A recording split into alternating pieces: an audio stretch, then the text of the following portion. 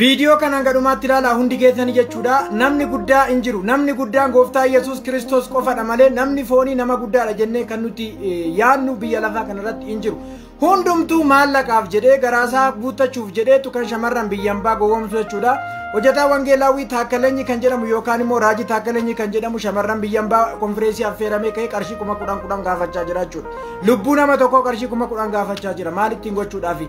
Ani wangeelan barsiisa malee yookaan immoo ijoollee kanarraa maallaqa argachuudhaan miti kan jedhan yeroo darbe tokko waan akkasii kanarratti liiv irratti kaasanii turan. Har'a garuu ija namoota da'oo godhatanii kan isaan maallaqa gaafachaa jiranii mee viidiyoo kan hangadhumaatti dhaggeeffadhaa isiniin jechuu barbaanna. Shamarran biyyan baa egaa sintu beeka kaayyoo keessa waan ta'eef mee maatiin shamarran biyya ambaatti ergattanii qabdanii fi fuutanii ergitan mee viidiyoo kana hangadhumaatti ilaala waan ijoolleen keessan gochaa jirtu. Hojjetaa Wangeelaawwii waan Taakkalenyi qarshii 10,000 lubbuu nama tokko gaafachaa jiru konfireensii waldaa Imoo affeeramee ilaala hangadhumaa. Waaqayyo keessaatu isiniif ta'a.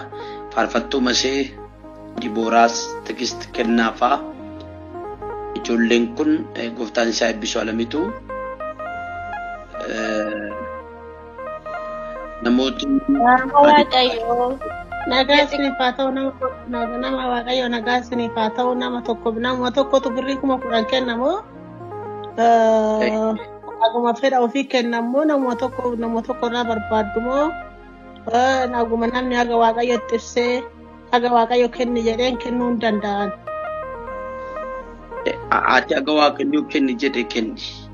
Ka'umsa nuti gaafanneetu kana malee danqaan qabu. Wayyu haga Waaqayyo nama abboome jechuudha.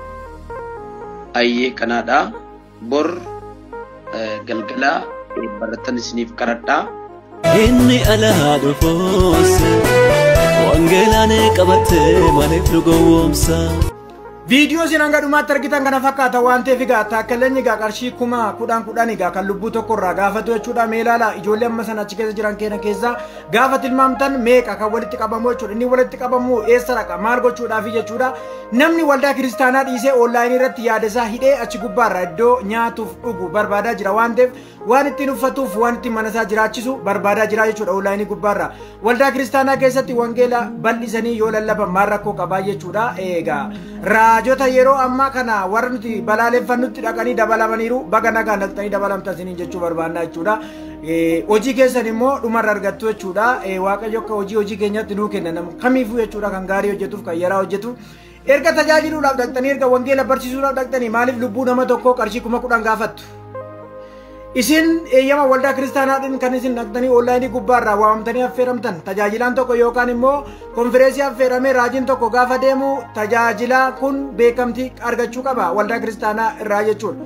Yookaan immoo xalayaan beekamtii tokko kennamuu qaba akka waldaa kiristaanaatti garuu inni kun miliqee guyyaa charchii hin taane miliqanii achi gubbaarraa konfireensii kesheleppoonni walitti waaman gidduutti argamanii egaa affeerraa laaqanaa kan duuriyyee qopheessitee fi kan karaa jallinaa nyaatamu kana nyaachuudhaaf qammasuudhaaf kan isaan achitti argamanii jiranii kanarraa waa hubattu shamarran biyya ambaa jirtanii fi kan fuutanii ergitaniif maatiin ijoollee egaa waan ijoolleen keessan godhan waldaadha jedhanii appilikeeshinii immoo walitti xaxanii kan maqaa Waaqayyoo dhoofsisan maqaa Waaqayyoollee xureessan kan jiranidha ta'uu asumaan quba qabaadhaa maallaqni kun egaa irraa hafeera natti fakkaata.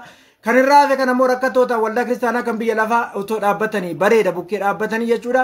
Waldaan onlaayinii kanarraa suufii namatti jijjiiruu mana kiraa namarraa kan faluu waayifaa guutuu daataa guutuu maatii ittiin guddisuu isa kanaafidha shamarran egaa yeroo baay'ee kan nama dhuunfaa jiraachisaa jiranii konfireesiidha jedhanii kanaafiyyuu yaa obbo Taakkalenyi Waaqayyo hojii keessan siniif haa kennu isinis nama guddaadha jenneedha kan nu sinan kabaa turre.